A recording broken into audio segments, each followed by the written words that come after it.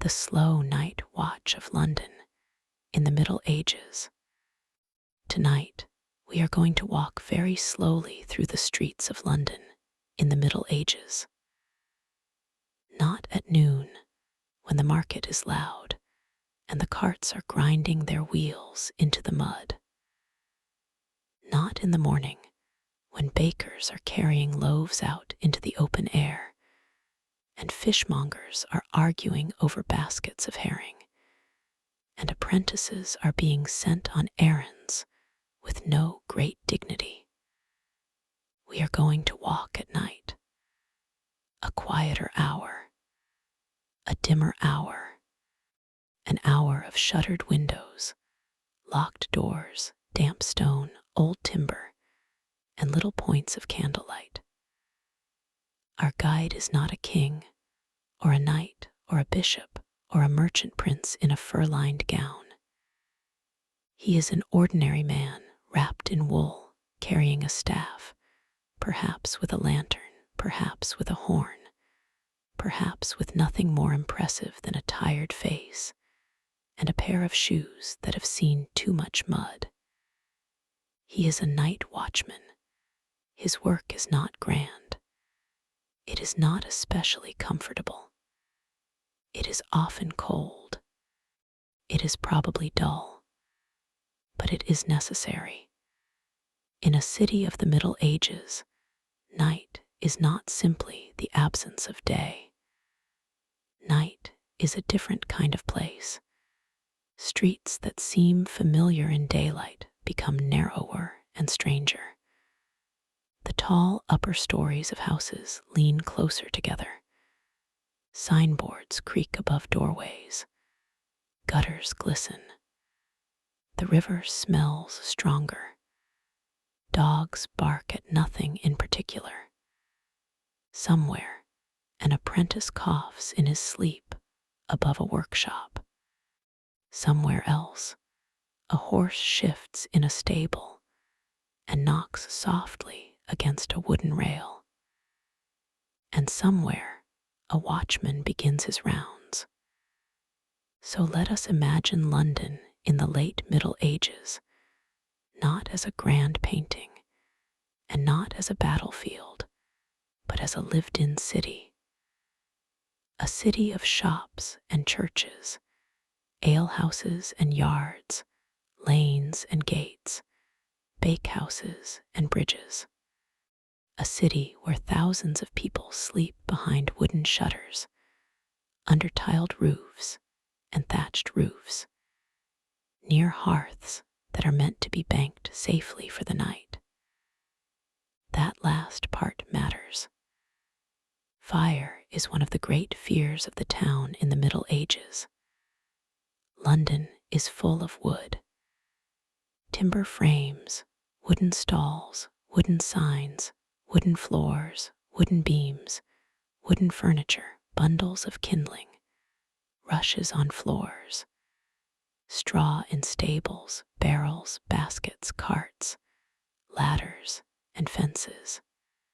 Even the houses that have stone foundations or stone cellars still depend on wood in almost every direction.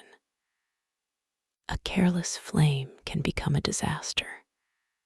A candle left burning, a spark from a hearth, a drunken man with a lamp, a baker's oven not properly watched, a lantern knocked over in a stable, a child sleeping too close to the embers.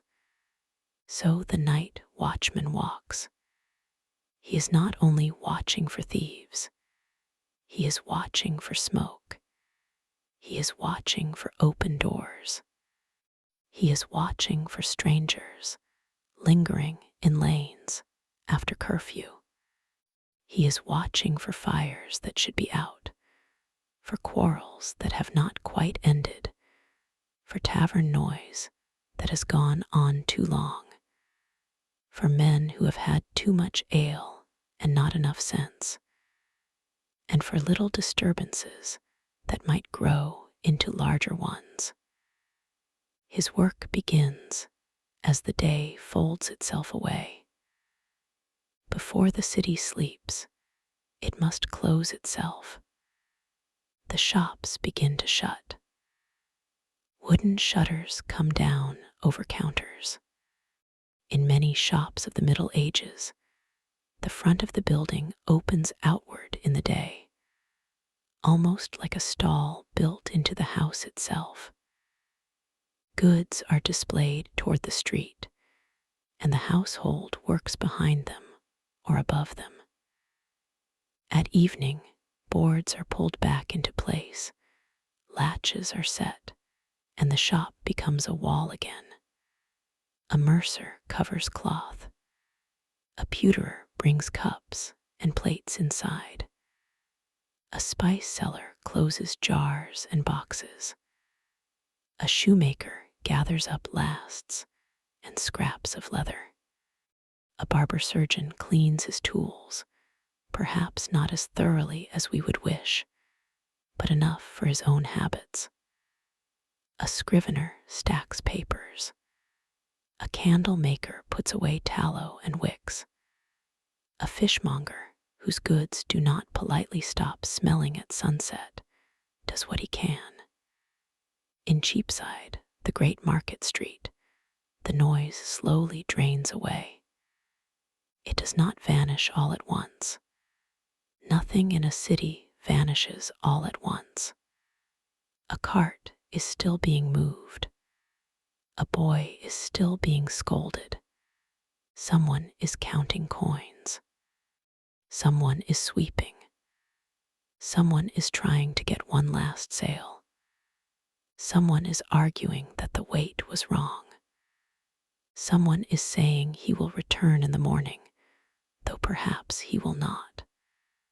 The bells help organize this slow closing. The city of the Middle Ages is a city of bells. Church bells mark prayer, time, warning, death, celebration, and emergency.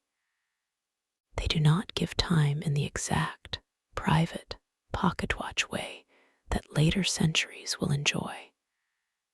They give time communally. Time is something heard together. When a bell rings, it does not belong to one person.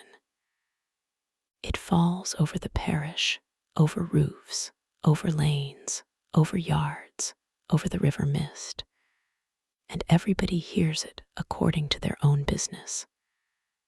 There are bells for evening prayer.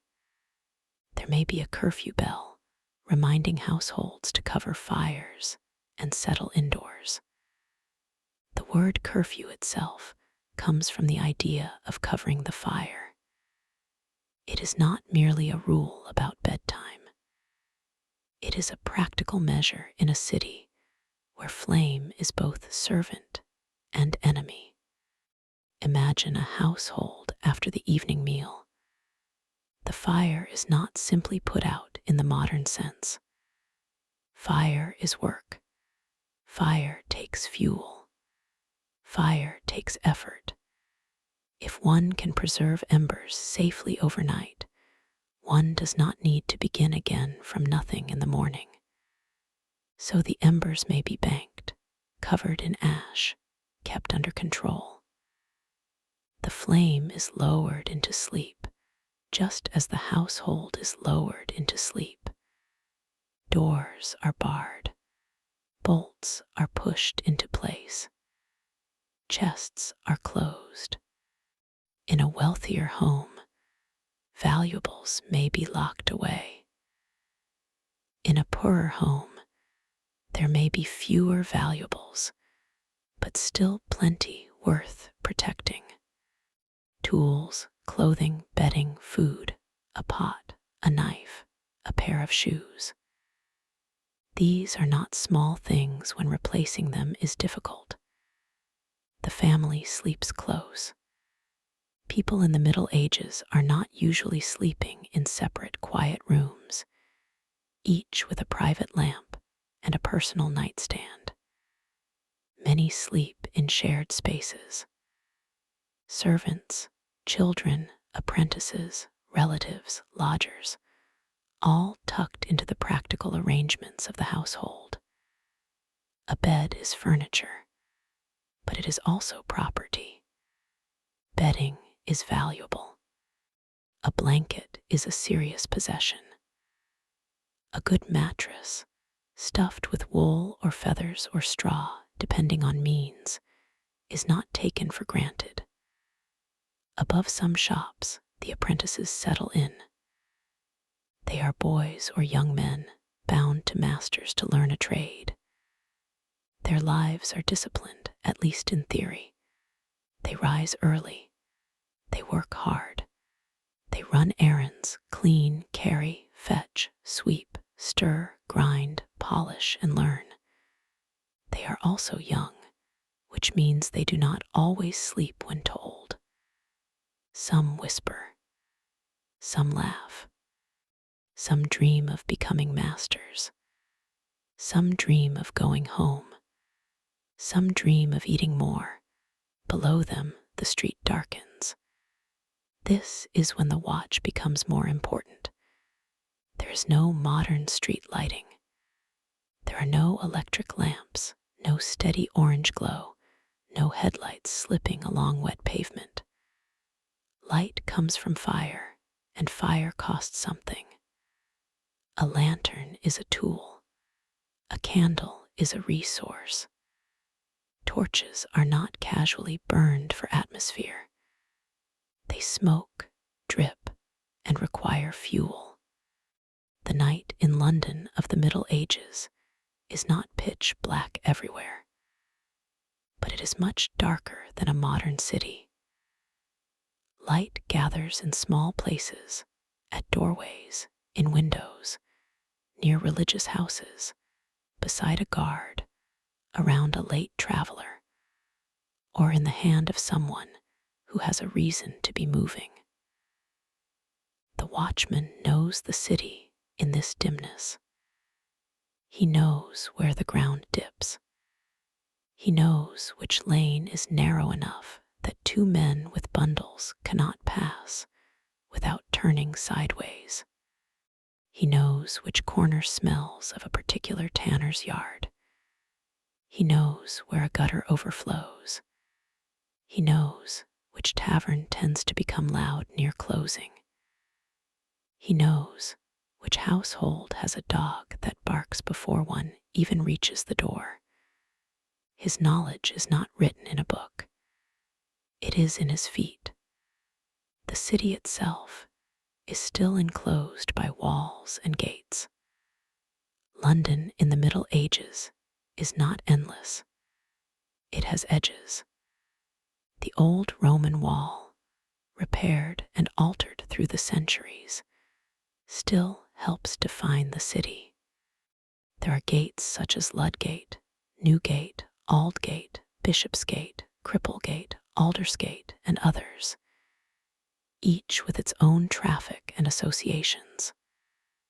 Gates are not decorative. They regulate movement. They can be closed. They can be watched. They can be defended. They also become landmarks, places of memory, commerce, punishment, and local identity. At night, gates matter even more. A man arriving late may find himself outside, depending on the hour and the rules being kept. Travelers learn to care about daylight. A journey in the Middle Ages is shaped by inns, gates, ferries, tides, weather, and the simple fact that the world becomes harder after dark. Inside the city, the watch patrols by wards. London is divided into wards, each with its own local responsibilities. Civic life is layered. There is the mayor. There are aldermen. There are sheriffs. There are guilds and companies. There are parishes. There are households. There are neighbors watching neighbors, not always kindly, but often attentively. The watch is part of this civic fabric. It is not policing in the modern sense. It is older, rougher, more communal. Responsibility for order is spread among local men, officers, constables, beadles, householders, and watchmen. In some periods and places, citizens may be required to serve or provide men for the watch. The details shift over time, but the idea is steady enough. The city at night must be guarded by those who belong to it. Our watchman might begin near a parish church. The church is quiet now, though not empty of meaning. London is dense with churches. Parish boundaries shape daily life. Baptism, marriage, burial, feast days, processions, confession, almsgiving, disputes over seating, payments, lamps, memorials. All of it gathers around the parish. The churchyard may contain graves. It may also be a place people cross through, talk in, trade near, or avoid after dark if they are inclined to imagine things. People in the Middle Ages do not separate the living and the dead as neatly as many later people try to do. The dead are near. Ancestors, neighbors, benefactors, infants, merchants, widows, priests, all lie in consecrated ground. Prayers for the dead matter. Memory matters.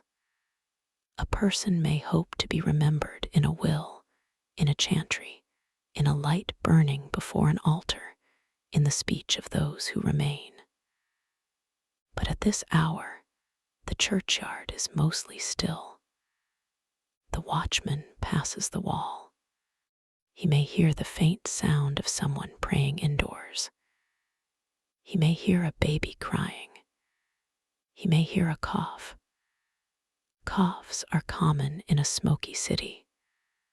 Hearth smoke, damp rooms, crowded dwellings, bad air by the standards of the time. All of these fill the lungs of Londoners. To live in a city of the Middle Ages is to live among smells and particles.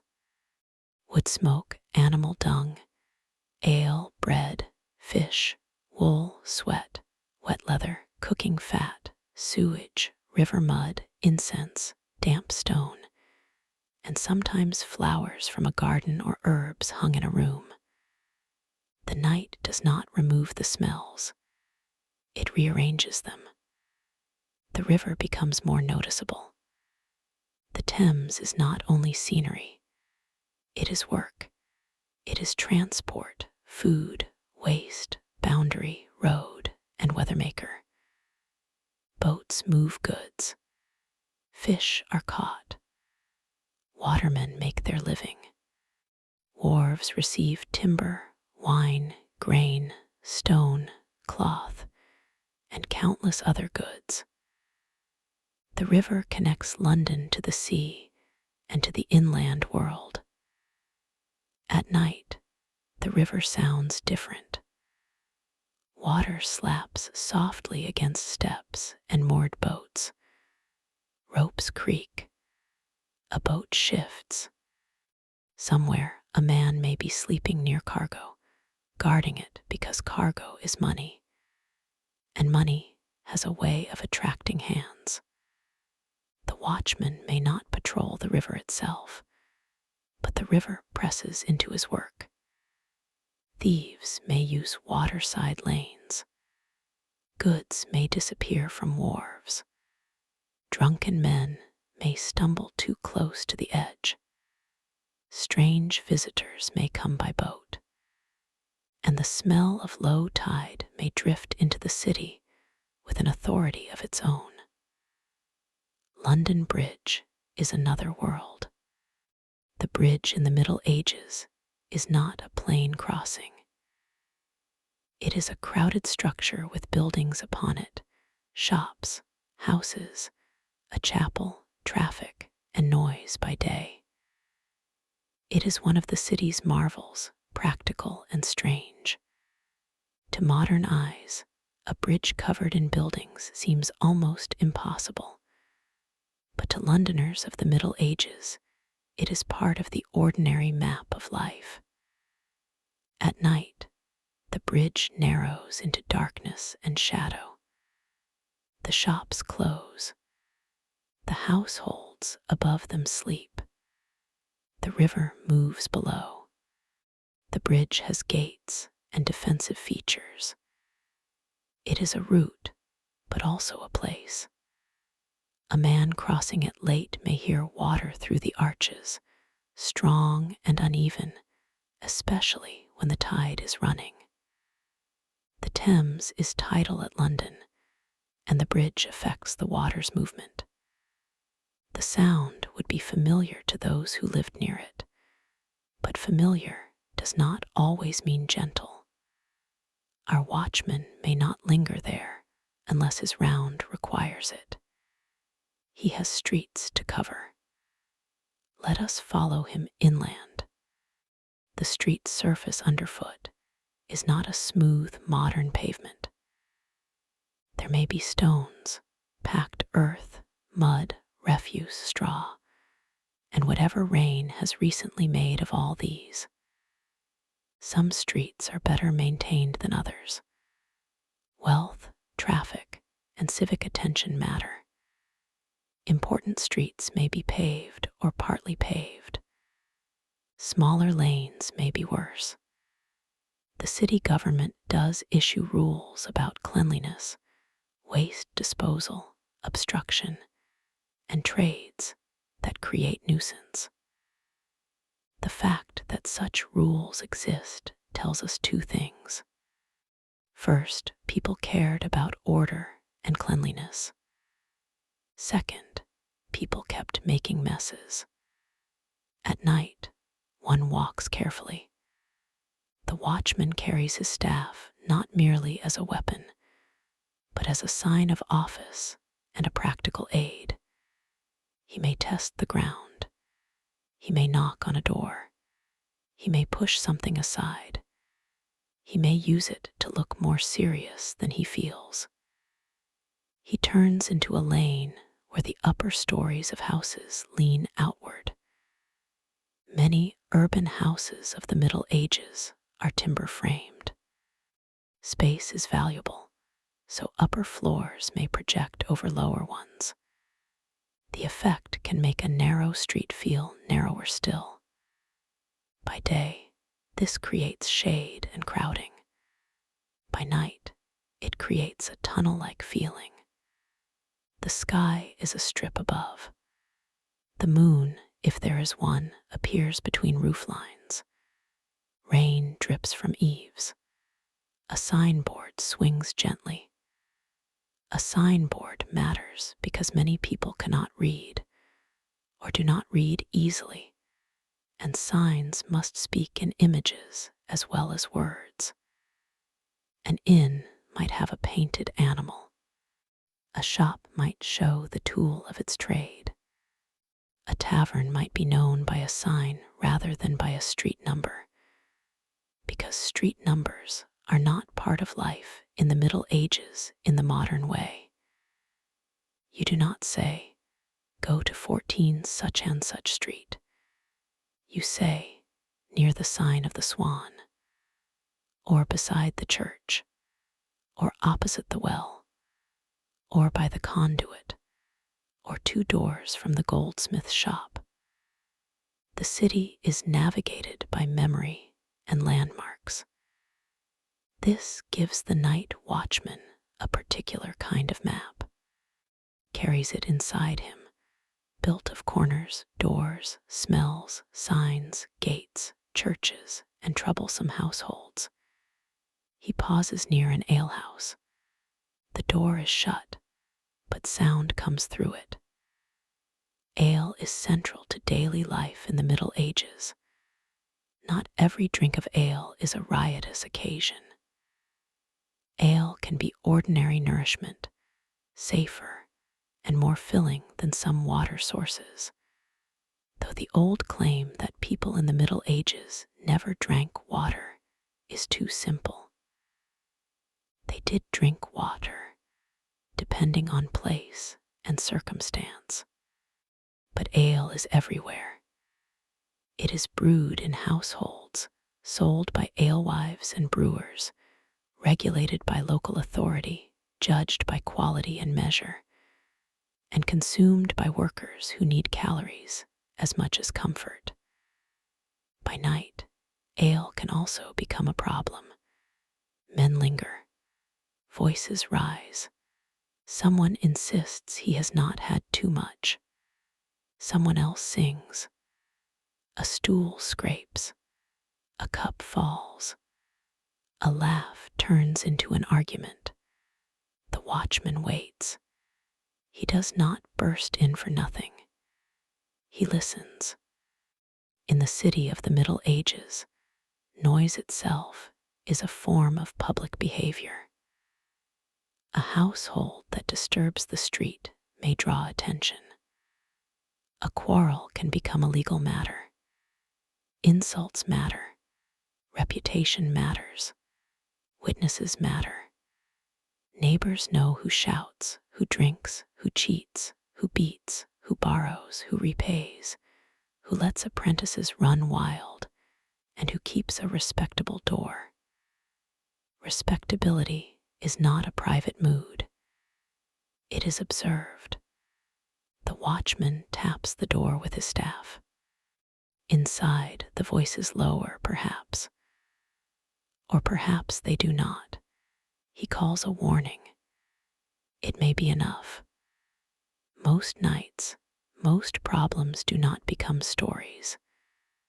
They are small frictions settled by embarrassment, fatigue, or the arrival of someone with a stick and a civic duty. He moves on. A cat slips across the lane. Cats are useful in a city of grain, stores, scraps, and rodents. Dogs are common too, not as pampered companions in the modern sense, though affection certainly exists, but as guards, hunters, scavengers, and household animals. Pigs may be present in some urban environments despite regulations trying to control them. Horses are essential to transport. Chickens, geese, and other animals may appear in yards. A city of the Middle Ages is full of animals. Their sounds and smells do not stop at sunset. The watchman hears hooves in a stable. He hears a restless horse. Horses are expensive, useful, and vulnerable. A city stable is a place of value. Harness, saddles, fodder, carts, and animals all need guarding. A stolen horse is not a small theft. Even a damaged cart can injure a household's livelihood. He glances toward the stable door. Closed. Good. He moves on. Now we come to a conduit. Fresh water in London is supplied in part through conduits, channels, wells, and carried water. The great conduit in Cheapside is one of the important public water sources, fed by water brought from outside the city. Water carriers make their living bringing water to households.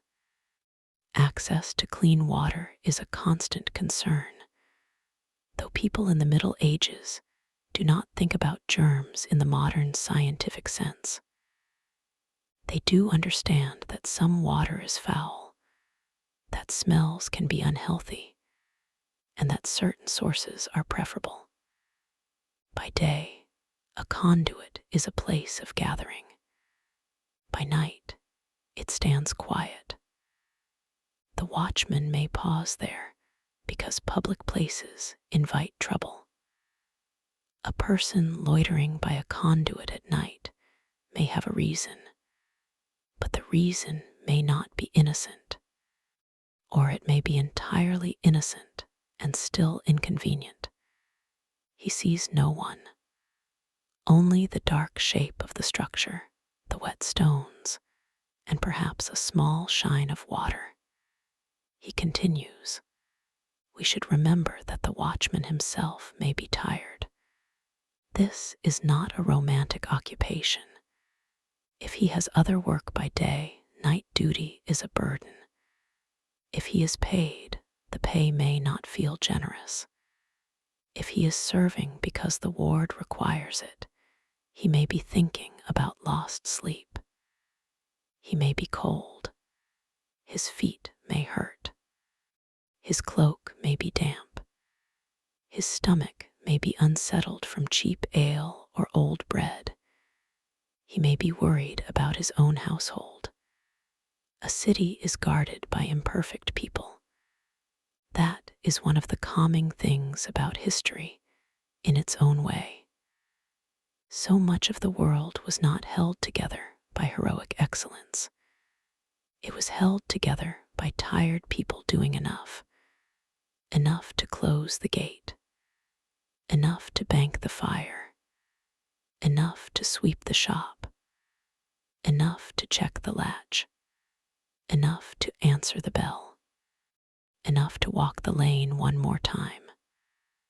The watchman turns toward a wealthier street. Here, the houses may be larger. Some belong to merchants who trade in wool, cloth, wine, spices, metal goods, or other profitable things. London is a city of trade, and trade creates layers of status. A wealthy merchant is not a nobleman, but he may live with comfort, influence, servants, plate, good clothing, imported goods, and civic ambition. He may serve in city government. He may belong to a powerful company. His sons may rise further. His daughters may marry well. By night, his house is shut. The door is strong. The windows may have shutters, perhaps horn or glass in some cases, depending on wealth and period. Glass exists, but it is expensive.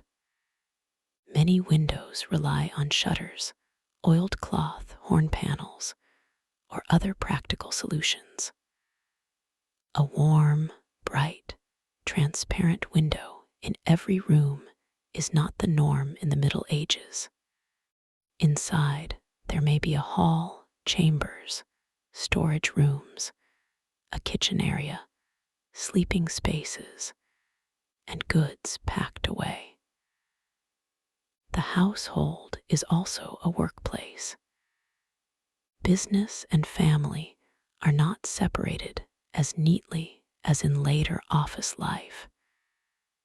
Servants sleep under the same roof as masters. Apprentices may live there.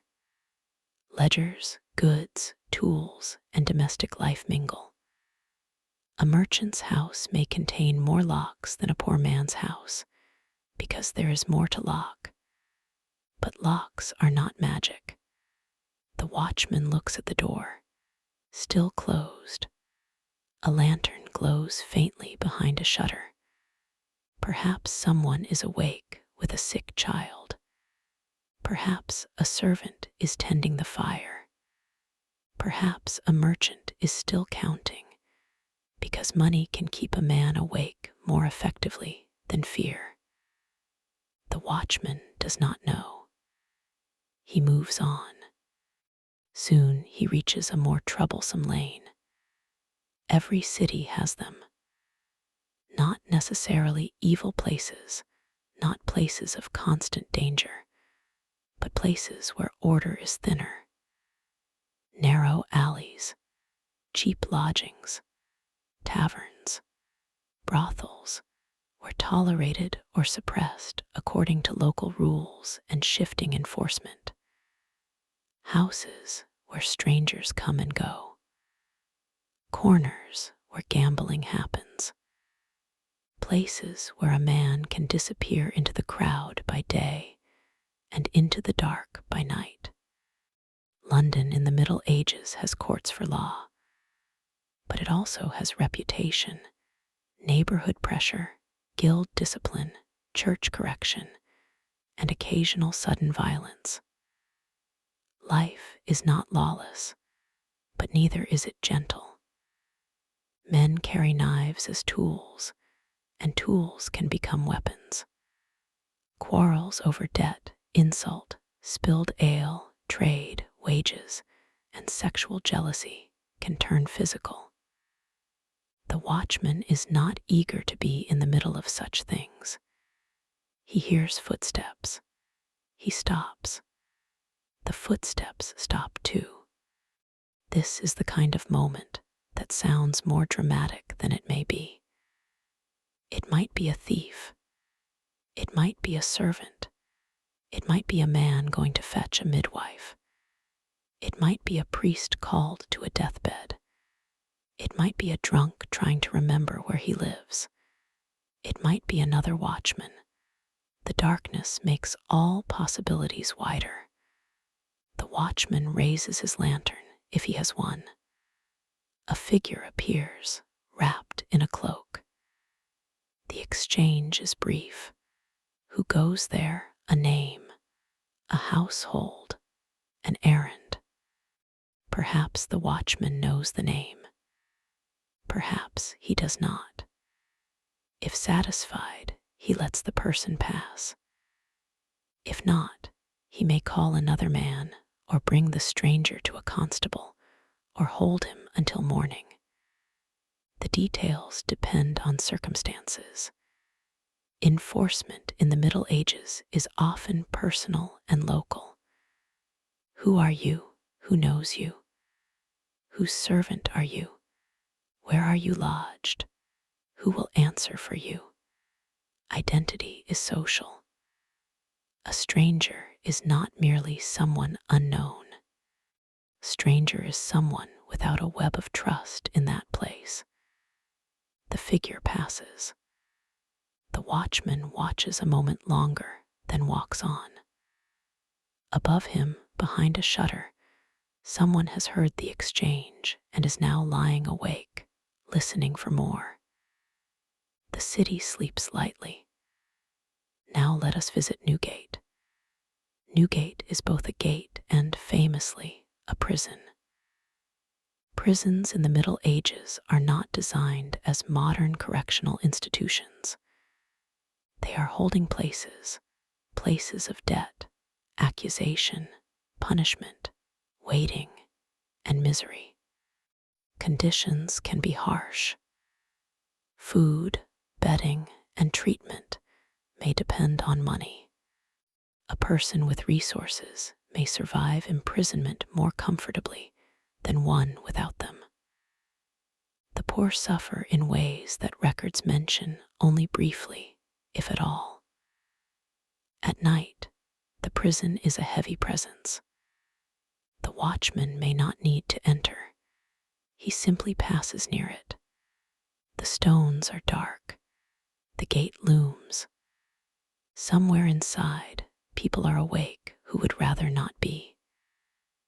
Debt, theft, violence, politics, misfortune, and false accusation may all lead a person behind locked doors. The city at night is full of locked spaces. Some locks protect, some locks confine. The watchman's own staff is a small symbol of that difference.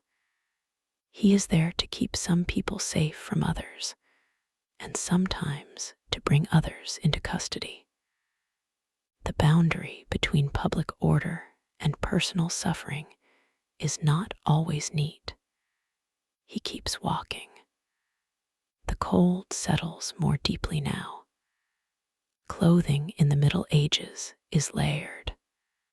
linen close to the skin, while over it hoods, cloaks, caps, mittens when available, shoes that are not waterproof by modern standards.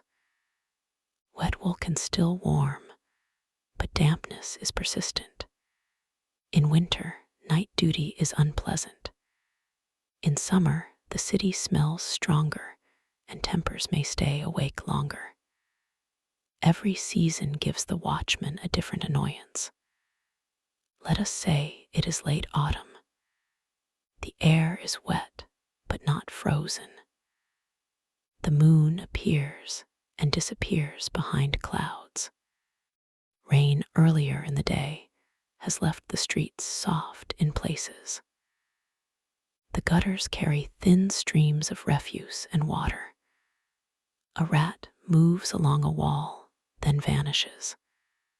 The watchman thinks about bread. Bread is the center of the diet for many people, and the city is deeply concerned with its supply. Grain must arrive, be milled, baked, sold, weighed, and regulated. The assize of bread sets expectations around weight and price, though practice can involve disputes. A baker who cheats may be punished. A bad harvest can trouble everyone. Bread is not just food, it is stability. At this hour, bakers may already be thinking about morning. Some trades begin while others sleep. Bread must be ready early. Fires must be managed. Dough must be prepared. Ovens must be heated. In a city of many mouths, dawn is not the beginning of labor. It is the revealing of labor already underway. The watchman smells baking from somewhere ahead. This is one of the kinder smells of the city. Warm bread in a cold street. He pauses near the bakehouse. Fire here is expected, but expected fire still needs respect. Ovens can be dangerous. The watchman may check that nothing seems wrong, that no sparks are escaping, that no nearby straw or timber looks threatened. The baker, if present, may resent being watched, or he may be used to it. The baker has his own tiredness. His day begins in darkness, with flour dust, heat, kneading, lifting, and calculation. Bread must be right.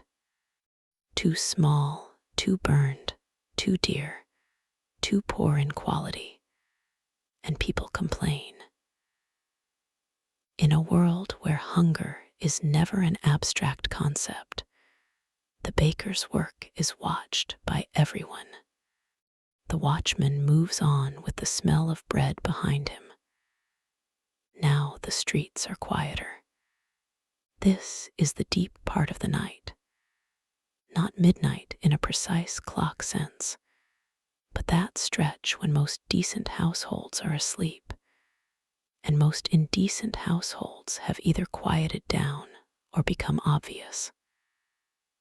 The watchman's round becomes repetitive.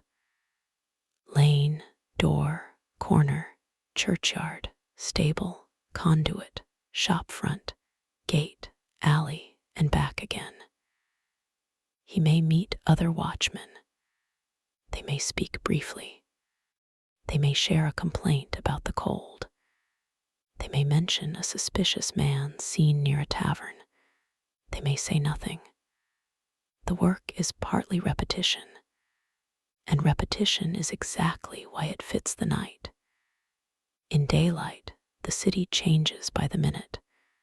Goods arrive, bells ring, buyers gather, animals block streets, apprentices run, clerks carry documents, priests move between duties, beggars ask, pilgrims pass, foreign merchants speak in unfamiliar accents, children dart through openings. Water carriers shout. Women bargain. Men swear. Wheels hit stones. Metal rings on metal. A crowd forms around a punishment, a proclamation, a quarrel, or a broken cart. At night, the city repeats itself in a lower voice. The same route, the same stones, the same doors, the same fear of fire, the same instruction to move along. The watchman becomes part of the city's breathing. He may call the hour, depending on local practice and period. Later watchmen are famous for crying the time and weather, but the broader habit of night watch and public calling has deep roots. A call in the dark reassures some and irritates others. It tells sleepers that someone is awake. It tells wrongdoers the same thing. All is well, or something like it. Of course, all is not always well, but the phrase is less a report than a hope. He reaches a small, open space near a church. Here, the ground opens just enough for moonlight to lie flat. A stone cross may stand nearby. Notices may be proclaimed in such places by day. Processions may pass. On feast days, the city can fill with ritual movement, banners, candles, relics, guilds in order, parish groups, officials, and crowds. London in the Middle Ages is not only work and dirt. It is ceremony, color, hierarchy, devotion, and performance. But tonight there is only the watchman. He stands a moment. In a nearby house, someone snores. In another, a woman sits awake, perhaps spinning by low light, perhaps nursing a child, perhaps waiting for a husband not yet home. The domestic labor of women stretches across the day and into the night. Brewing, baking, washing, mending, spinning, cooking, tending children, managing servants, assisting in trade, selling goods, keeping accounts in some households, and holding together the fabric of ordinary survival. Much of this work leaves less trace in official records than lawsuits, property, and offices, but the city rests upon it. The watchman may think about his own wife, if he has one, or his mother, or no one. We should not make him too sentimental. He may simply be tired. He resumes. Now let us consider what he fears. Fire first, theft second, violence third. But there are other worries. Disease is a memory in London. The Great Plague of the 14th century has marked the city deeply. Even generations later, plague returns in waves. People in the Middle Ages may not understand disease as modern medicine does, but they understand fear, contagion in a broad sense, foul air, divine judgment, bodily corruption, and the terrible speed with which a household can change. A night watchman in a plague season would walk a different city, one with more dread behind each door. But tonight is an ordinary night, not a plague night. That is important. Most history is ordinary nights. The extraordinary events make records and chronicles. Battles, coronations, fires, rebellions, executions, royal entries, miracles, scandals, and storms. But beneath them are thousands of nights in which people sleep, wake, worry, work, and sleep again. Our watchman belongs to those unrecorded nights. He turns toward a lane of craftsmen. Here are workshops of metalworkers, leather workers, or other trades, depending on the district. Crafts in the Middle Ages cluster in certain areas for practical reasons. Some trades need water. Some produce smells. Some depend on nearby markets. Some are regulated by guilds or civic rules. Names of streets often preserve these associations. A street may be known for bakers, fishmongers, ironmongers, cordwainers, or other trades. The city map is also an economic map. By night, tools are still. A hammer lies on a bench. A half-finished shoe waits beside leather scraps. A loom rests. A pot cools. A blade, ground but not polished, catches no light. The silence of a workshop is different from the silence of an empty room. Work seems to remain in it. The objects are paused, not abandoned. The watchman peers through a gap in a shutter where a faint glow remains.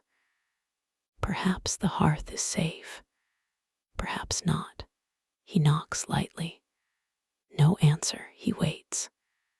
Then a voice from above, irritated and thick with sleep, asks who is there. The watchman says to mind the fire. The voice mutters. A moment later, someone comes down, grumbling, to check. This may be the most useful thing the watchman does all night. No one will thank him properly for a fire that never happens. Prevention leaves almost no story. If a house does not burn, if a thief turns away, if a drunk goes home, if a stranger is questioned and leaves, the city continues. Records may never mention it. Useful dullness is still useful. He continues. Somewhere in the distance, a bell rings. Not an alarm, just a bell. Sound travels strangely at night. A bell that seems ordinary by day can feel larger in darkness. It moves over roofs and through empty streets, touching sleepers who do not fully wake. In monastic houses and religious communities, night is also a time of prayer. London contains religious houses, hospitals, friaries, and clerical institutions. The rhythm of the divine office means that some people wake in the night not to guard property, but to pray. Matins and other offices structure religious time. While lay households sleep, monks, friars, nuns in other places, priests and clerks may rise for words spoken in darkness. The night in the Middle Ages is not empty. It has watchers of different kinds. The civic watchman guards the city. The religious keep watch in prayer. A mother watches a fever. A servant watches an oven. A thief watches a door. A sailor watches the tide. The night is shared by those who cannot sleep and those who must not. Our watchman passes near a hospital. Hospitals in the Middle Ages are not hospitals in the modern clinical sense, though some provide care for the sick. They may shelter the poor, pilgrims, the elderly, or the infirm. Charity is woven into religious life, though it is often limited, hierarchical, and shaped by ideas of deserving need. The poor are everywhere in London. Some are working poor, some are sick, some are widowed, some are migrants, some are disabled, some are temporarily ruined by bad luck, some survive through begging, casual labor, or charity. At night, poverty is colder. A person without secure lodging faces the city differently after dark. The watch may treat such a person as a nuisance or suspect. Compassion and suspicion often live side by side. The watchman sees a shape in a doorway. He approaches. It is an old man, or perhaps not as old as he looks. Poverty ages people. The man is wrapped in rags and half asleep. The watchman must decide what to do. Move him along, let him rest, take him to some place of custody, wake a parish officer. Much depends on mood, law, weather, and whether the man is known. Tonight, the watchman lets him stay. Not every act of mercy is recorded. Not every act of cruelty is recorded either. He walks on. The city wall rises ahead. Near the wall, the air may feel different. The house is thin in places. Gardens, yards, and open ground appear here and there within or near the city's edge, depending on period and location. London in the Middle Ages is crowded, but not in the same continuous way as a modern metropolis. There are pockets of cultivation, animals, religious precincts, and spaces that do not fit our image of packed urban life. At a gate, another guard may be present. The gate is shut or controlled. A late arrival may plead. A messenger may claim urgent business. A cart may be delayed. Rules meet exceptions at gates. The watchman speaks with the gatekeeper. They exchange news. Nothing much. That is good news. The phrase "nothing much" is one of the foundations of civic peace. No fire, no riot, no broken gate, no body in the ditch, no shouting from the tavern quarter, no suspicious smoke, no wealthy man complaining that his goods are gone. Nothing much. The watchman warms his hands as best he can, then returns to his round. Now, because this is a slow history, we should spend a little time with the objects he carries.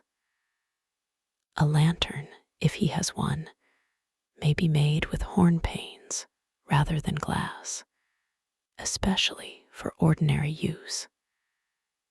Thin sheets of horn can be scraped and treated until translucent. They protect the flame from wind while letting out some light.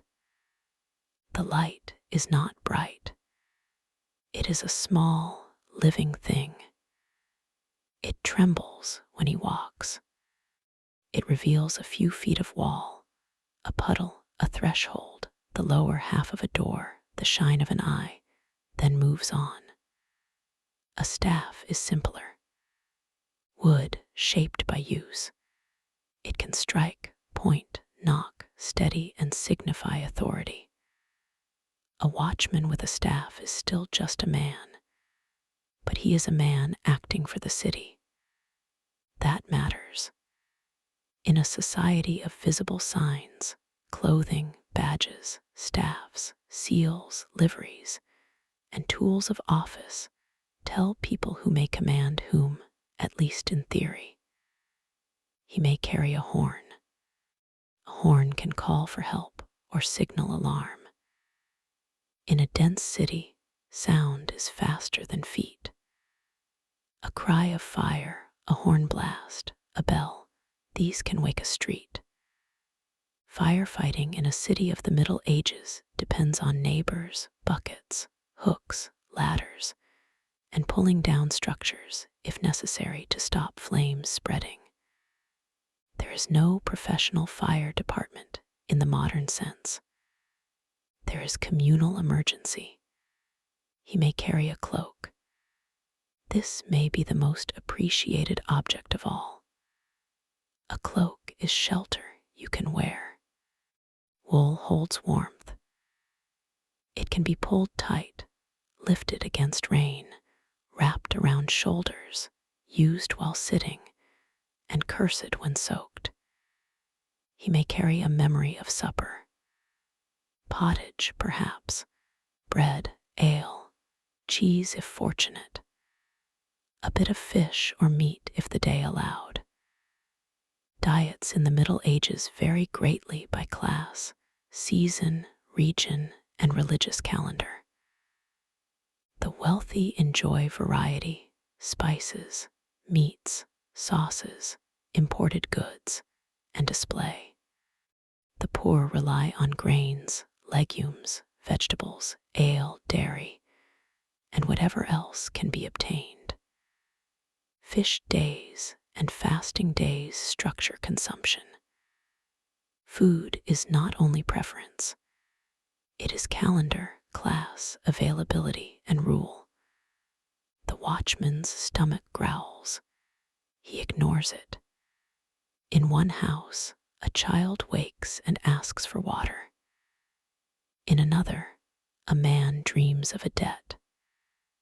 In another, a widow lies awake thinking of rent.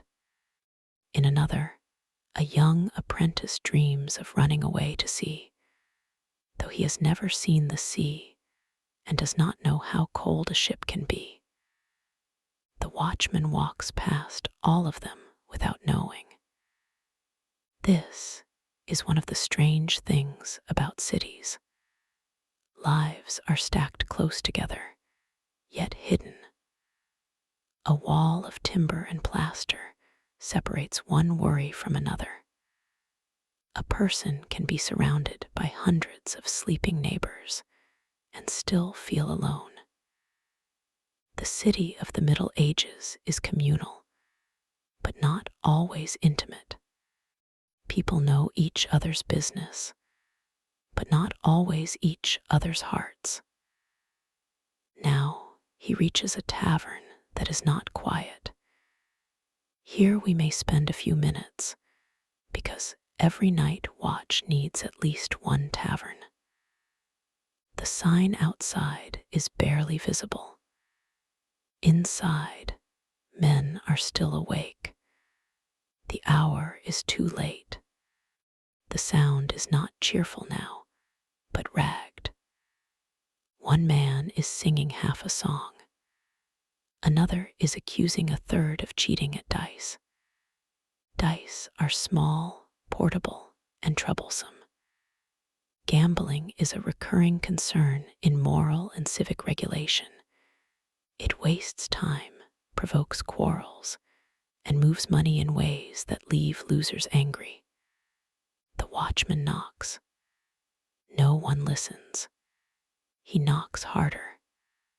A woman's voice snaps from inside, perhaps the keeper, perhaps a servant, perhaps someone who is tired of everyone.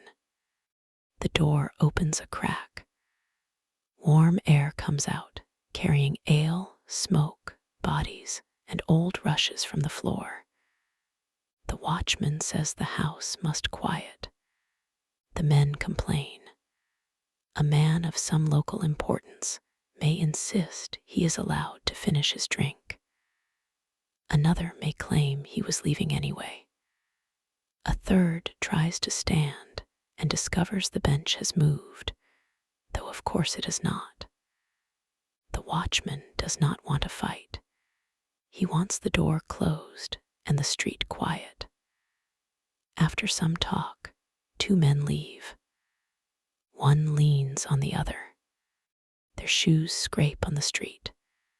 They argue softly, then forget the argument halfway through. The tavern door closes. The singing stops, then starts again more quietly, which is perhaps the best victory available. The watchman waits outside until the sound drops. Then he leaves. He knows he may have to return. That is how order often works. Not one command, perfectly obeyed, but repeated pressure. Move along, quiet down, cover that fire, close that door, go home. Who are you? Not there. Not now. Again and again, the city is nudged back into shape. As he walks, he passes a cookshop. By day, cookshops feed those who do not have the means, space, time, or permission to cook for themselves. Urban food in the Middle Ages is not only made at home.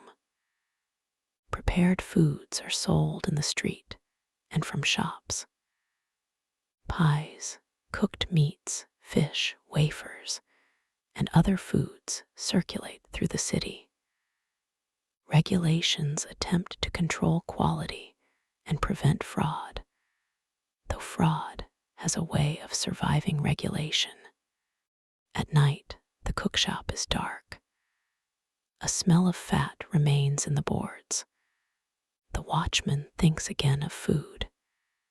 History is easier to understand when one remembers hunger. Not famine hunger every day, though that exists in bad years. Ordinary hunger. The desire for a better loaf, a thicker pottage, a piece of meat, a warm drink, a little more cheese, a feast day meal, a full belly before bed. People in the Middle Ages do not live in constant misery, but food security is fragile for many. Wages, prices, harvests, illness, household size, and luck matter. The watchman may be poor enough to know this closely. He may also be stable enough to have duties, neighbors, and a place in the ward. Status in the Middle Ages is full of gradations. Not simply rich and poor, noble and peasant. There are masters, journeymen, apprentices, servants, widows with property, widows without it, merchants, petty traders, clerks, priests, beggars, laborers, porters, watermen, foreigners, citizens, non-citizens, and many more. The watchman's place among them affects how he is treated when he knocks. Some doors answer quickly. Some answer with irritation. Some do not answer at all. Now the night deepens further. The moon is gone. Clouds cover the sky.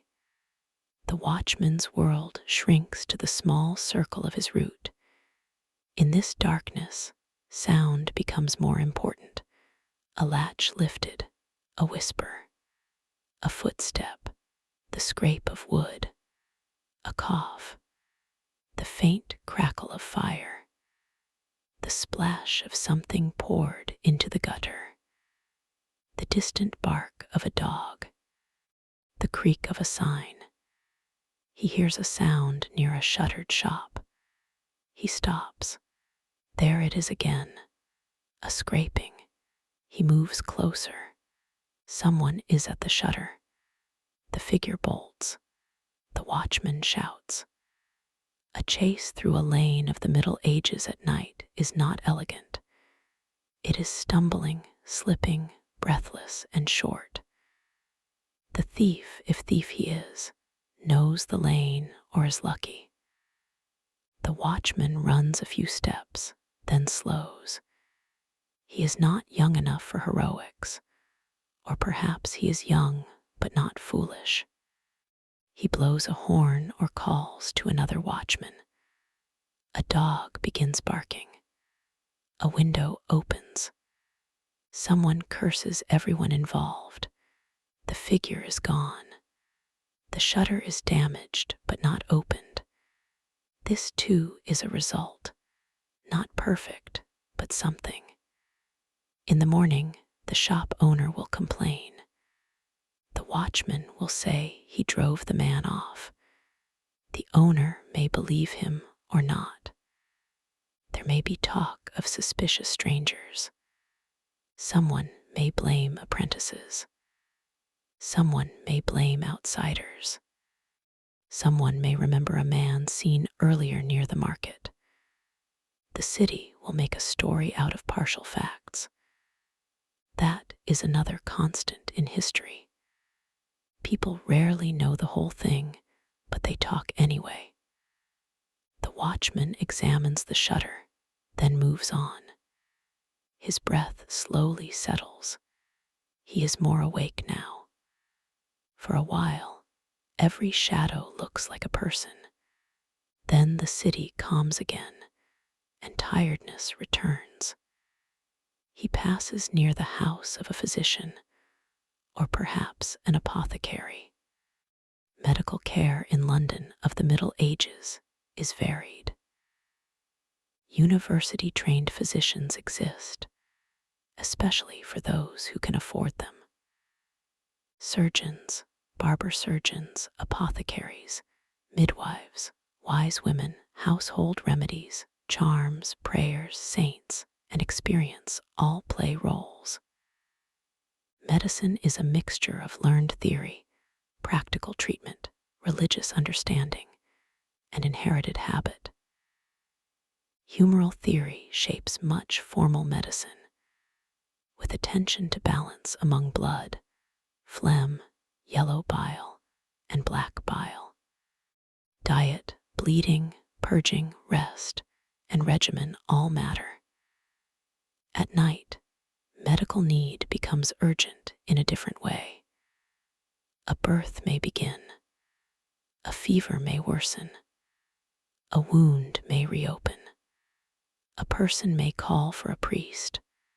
A person may call for a midwife.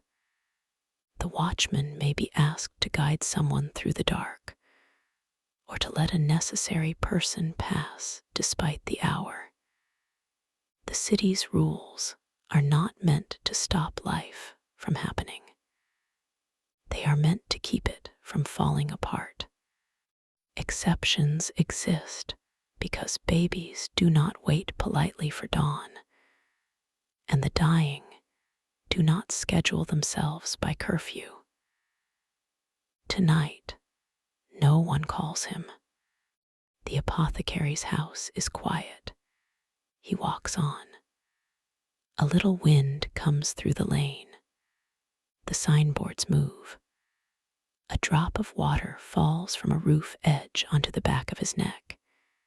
He dislikes this in a tired, personal way. Now, let us look upward.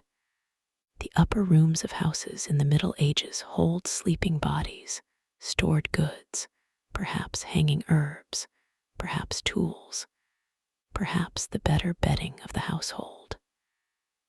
Smoke has darkened beams. Rushes on floors may have been changed recently or not recently enough. Fleas and lice are common nuisances. Beds may be shared. Privacy is limited. Warmth is shared too. In winter, being alone is not always a luxury. A wealthy bed might have curtains, not only for display, but for warmth and privacy. Textiles are precious. Cloth is labor. Before industrial production, every piece of fabric represents growing, shearing, retting, spinning, weaving, fulling, dyeing, cutting, sewing, and trade. Clothing and bedding are not cheap background objects. They are assets. A cloak can be pawned. A gown can be left in a will. A blanket can be stolen. The watchman knows the value of cloth. He passes a fuller's sign, or perhaps a draper's shop, and thinks nothing grand of it. But the cloth trade is part of London's wealth. Wool links England to Europe. Merchants, weavers, dyers, fullers, tailors, and exporters all depend on networks larger than any one street. Even in the dark, global commerce of the Middle Ages is present in closed shops. A spice in a chest, a cloth from abroad, wine in a cellar. Wax, iron, timber, fish, and furs, all moving through routes of exchange. The quiet street is not isolated. It is connected to ships, roads, fairs, fields, monasteries, ports, and distant markets. But the watchman's concern is simpler. Is the door shut? It is. He walks on. Now we come to the subject of mud. A proper boring narration about the Middle Ages should not neglect mud. Mud is a constant companion in many streets. It is not only wet earth. It is a mixture of rain, soil, dung, straw, ash, spilled food, sweepings, and human carelessness. Regulations may require householders to keep the area before their doors clean, but the results vary. Pigs and dogs do their part. Horses contribute generously. Carts churn the surface. Rain edits everything into one substance. At night, mud is treacherous. The watchman steps carefully near a rut. His shoe sinks slightly. He pulls it free with a small sound that would not appear in a chronicle, but absolutely belongs in history. A city is made of such sounds. A shoe in mud, a latch closing, a spoon against a bowl, a broom on stone, a cough in the dark, a bell heard through sleep. These are the ordinary music of the past. He reaches another corner. Here, a narrow passage runs between houses. It is too dark to see far. He does not like it. Every watchman has such places. He lifts the lantern. The flame moves. The passage shows a little wall, a broken basket, some straw, nothing else. He waits. Nothing. He moves on. Now the first hint of morning is still far away, but the night has shifted. There is a point in every night when it feels older. The first half of the night belongs to settling, drinking, late errands, and the last motions of day. The middle belongs to sleepers and watchers. The later part belongs to workers who rise before dawn. The watchman begins to hear them. A baker again. A servant drawing water. A carter preparing. A woman stirring a hearth. A rooster somewhere, unnecessary but confident. The city is not awake, but it is thinking about waking. He passes a house where a servant opens a door and empties something into the street gutter. This is not charming, but it is ordinary. Waste disposal in cities of the Middle Ages is a constant problem. There are rules about latrines, pits, dumping, and street cleaning, but the physical reality remains rough. Privies may empty into pits or channels. Chamber pots are used. Certain wastes are supposed to be carried away or dumped in designated places. People do not always behave as ordinances desire. The watchman says something sharp. The servant says something sharper, but door closes. Another small civic battle is lost or postponed. He walks on. As dawn approaches, the city's social order starts to reassemble in public. Doors open, not fully yet, just enough. A shutter lifts. A boy steps out with a broom. A woman carries a pail. A man with a cart curses softly at a wheel. A priest moves toward a church. The watchman is nearing the end of his usefulness. Night watchmen belong to the hours when others are hidden. Once the market wakes, authority becomes more crowded. Masters command apprentices. Guilds regulate trades. Buyers judge sellers. Constables and officers move through daylight business. Neighbors see and are seen. The crowd itself becomes a kind of supervision. But for a little longer, the watchman remains between worlds. The lamps are not yet useless. The sun is not yet up. The city is gray. This may be the coldest hour. He pulls his cloak tighter. He passes the tavern from earlier. It is quiet now. One man sleeps just inside the door, head on the table, mouth open. The keeper will wake him soon and tell him to go wherever he belongs. If he does not belong anywhere respectable, that will become his next problem. He passes the damaged shutter. In morning light, it looks less mysterious and more annoying. The shop owner will not be pleased. He passes the old man in the doorway. The man is awake now, or pretending to be asleep. The watchman does not disturb him. He passes the bakehouse. The bread smell is stronger. This, more than bells, tells the body that morning is coming. And finally, he reaches the place where his round began. The church is no longer simply a dark shape. Its edges are visible. Birds move along the roofline.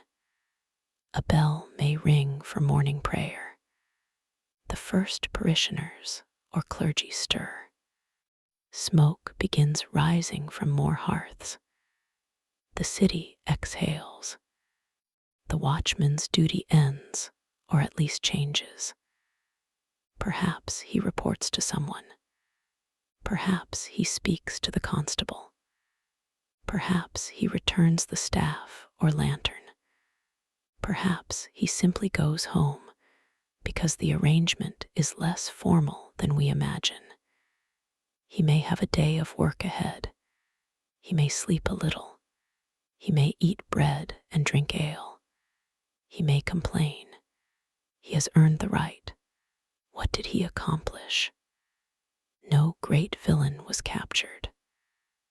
No great fire was stopped at the last second. No royal secret passed through his hands. No chronicler wrote his name.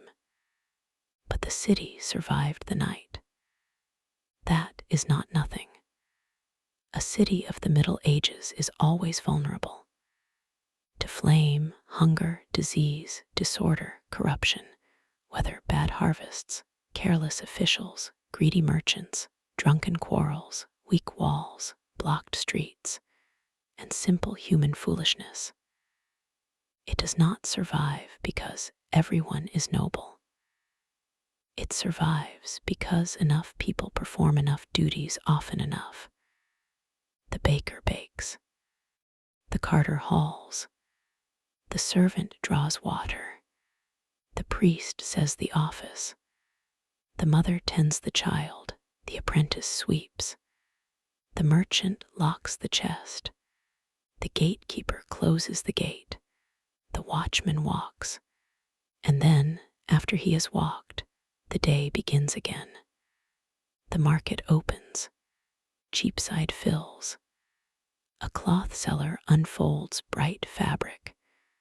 A fishmonger shouts over the smell of his own stall. A bell rings.